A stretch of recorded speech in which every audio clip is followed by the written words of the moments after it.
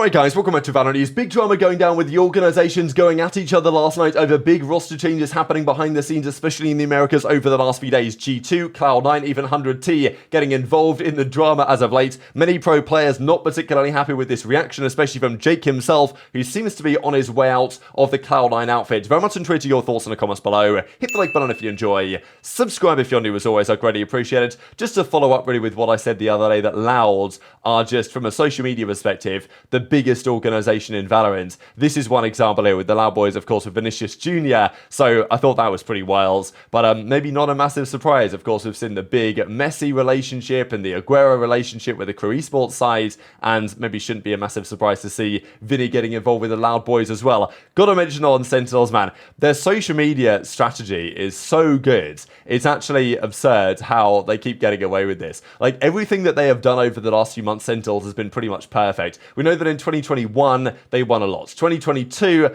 they became the most clouted team of all time. You know, signing Shroud, everything that did that year was unbelievable. The next year was meant to be the year they put it all together. They fell short of expectations. But what they've done over the last few months here, getting Kaplan into the team, of course, Drew Spark over there as the assistant coach, signing the guys they did, John QT especially, Zelsis especially, to get them into the position that they are presently in, doing right by Pancada, it seems as well, based on his potential near future move to maybe Lev or someone. I guess we'll see over the coming weeks what exactly happens there, because certainly other roster stuff to discuss, but also like bringing Curry on as their substitute. Nobody saw that one coming. Just so many good things they've done. So yesterday, again, Sen come up with this, some big news incoming, and you know, here they put Kaplan on the screen. Now, we saw last year, of course, whenever the team was due to make changes or there was drama going down, this is what would happen, right? Kaplan would sit down on the couch in front of the camera and he would release the announcement of what exactly is going on, right? So Sentinels are basically saying, wow, here we go, like something big is happening, and I didn't really buy that it was going to be anything special here, and that's exactly what happened. So, you know, they sit down with Kaplan and he says, basically, you know, got an update for you guys, as he always done, and says that everything is great. And here come the boys in the background here, Drew Spark as well, with the full team, of course, before they've gone out to Masters Madrid over the last couple of days to get ready for the upcoming tournament. They play, today is what, the 13th, the event begins on the 14th, tomorrow. On the 15th, Sentinels play Heretics. We'll discuss Heretics right about now, actually, as well, because there is some roster updates to mention on those sides as well. That is the fact that they are going to make some changes, not necessarily because they want to, but just because these changes are going to be necessary for the outfit, right? Heretics did really well, I think, to qualify. Yes, they lost in the finals to KC of the EMEA side. Clearly, Sentinels are the big favourites going into that series that they'll play the final series of the first round at Masters Madrid. But yeah, Patty Tech, right? So he is coming back to the team. Woot is going to be gone. Patty Tech is going to be back in, right? Because they effectively qualified and won with the substitute player. Patty Tech was meant to be the man that they wanted. They've extended their contract with him. They need Riot approval, which is probably going to be granted. So yeah, Patty Tech will play at Madrid instead of Woot. Patty Tech will also play the first week of the EMEA Split 1 instead of Mini Boo, who has exams. So this is one of the things that Heretics have to manage, right? Is that Mini Boo and Boo have been such a good duo that were a crucial reason as to why they got through to Masters Madrid. But, as it turns out, Mini Boo is still pretty young. He's still in school, he's still doing exams, and therefore they're going to have to continue to make changes over time to actually make this one work. So, yeah, Patty Tech will likely be going in and out of the team to replace Mini Boo. So, it's the kind of chaos you don't necessarily want. It's the type of chaos that they can certainly deal with, but yeah, you hear this about Heretics, you think, okay, is this really a recipe for success over the course of the season? Possibly not, but you know, hopefully it works out well for all parties. There was even this from Neil Zinho as well over at the Heretics side, and saying, you know, Weber's going to be playing against Sentinels, coach for Heretics. So yeah, don't know if that's particularly likely, but maybe if they need, like, let's say Patty Tech can't get there, or there's some issue, then maybe they're going to need a substitute to step in. But regardless, I think people are pretty optimistic that Sentinels are going to take the victory.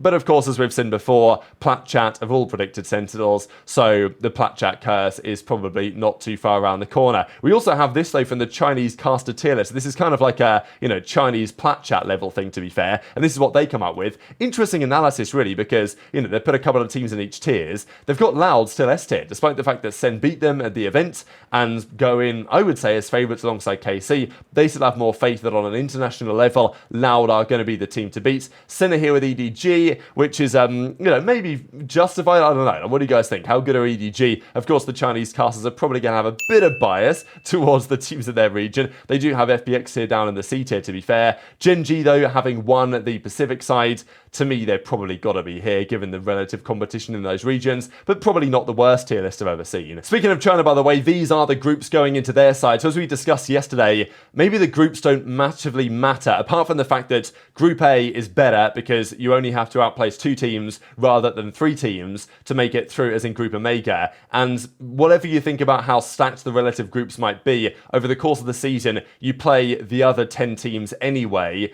and that's just how it works. You play 5 teams, or I guess you play, 5 teams or 6 teams first, then 4 teams in the second split, or then 5, depending on if you're in Alpha or Omega, based on the relative splits. So at the end of the season, you're all playing the same teams anyway. The best teams should make it through to the playoffs, at which point the champions are then going to be determined of the region, and then the Masters Shanghai qualifiers as well. But we've got to talk about some of this roster drama, because day by day there is more evidence and discussion on G2 making a change, seeking a replacement for Net on G2. So presumably Leaf is going to stay.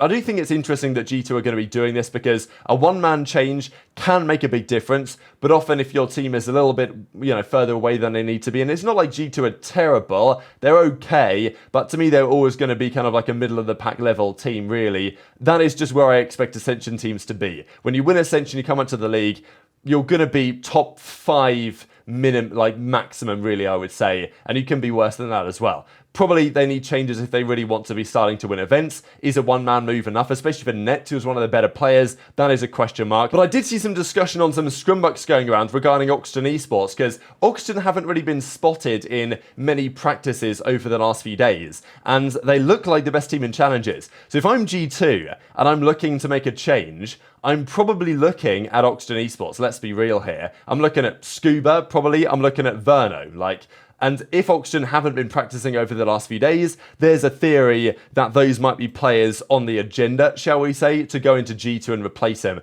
There's also the possibility that Tex goes from Lev. There's been rumours about that, and if that's true, then maybe a return to the guards or G2 could be on the cards there as well. So there's a few options for sure in the near future. What we do, however, have is the tweet that Dapper actually replied to here. So he says, "This isn't deleted."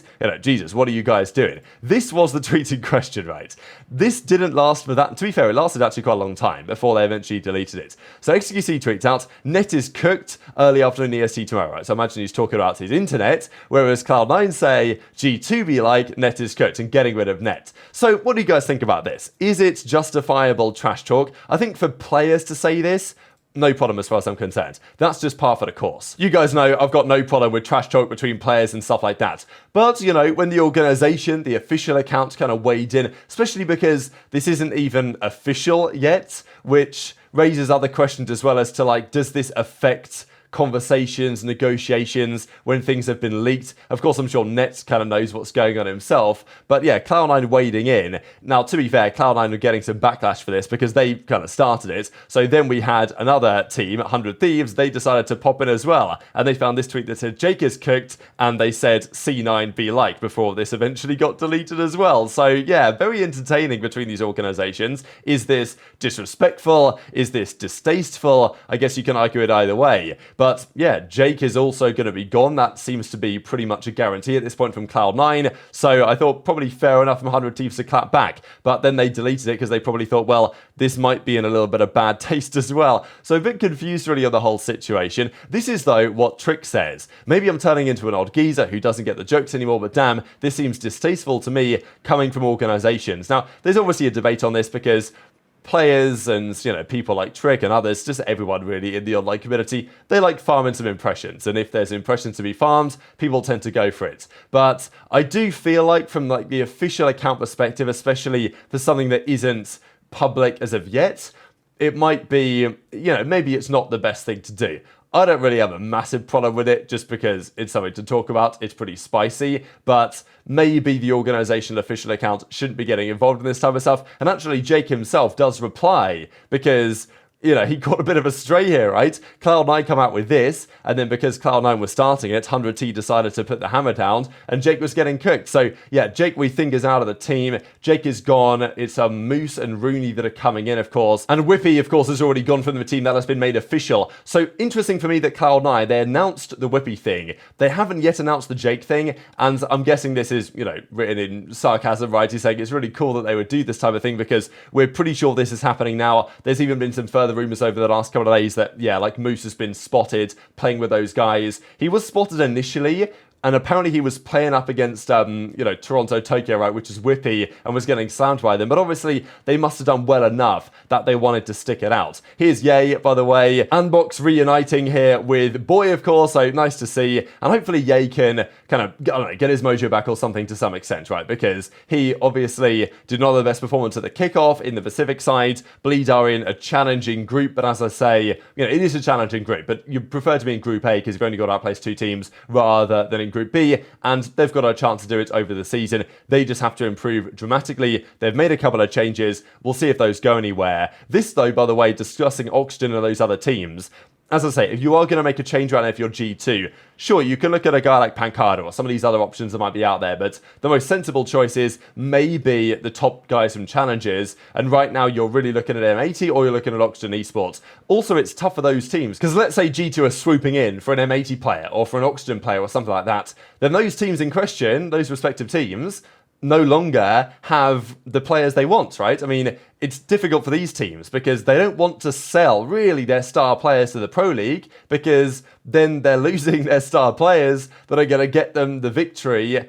in the Challengers Ascension, at least as far as they're concerned in their opinion. Maybe they have to just trust themselves they can build around again, but it's tough, right? Because for those teams, it's like, well, you might pay us this amount of money for a buyout for this player, but we are potentially standing to gain much more than that if we qualify for the league through Ascension. So if I'm one of these teams, I'm often asking for a lot of money, I think, for some of these players on a buyout level because, you know, it's valuable to me potentially to have that player stay around, even if the chances of each of these one teams qualifying and winning Ascension is relatively low. But these are the groups in question: YFP, MXS, Oxygen, of course, in Group A, alongside other notable teams. Thinking Med as well are here as well. Obviously, Sad Esports with Bob, but they're over here in Group B with M80, Turtle Troop, among others. So looking forward to that one getting underway because, of course, we also have Masters Madrid coming up very shortly indeed. So very much interested your thoughts on all this stuff in the comment section below. Hit the like button if you enjoyed. Subscribe if you're new. Take care, and I'll see you next time.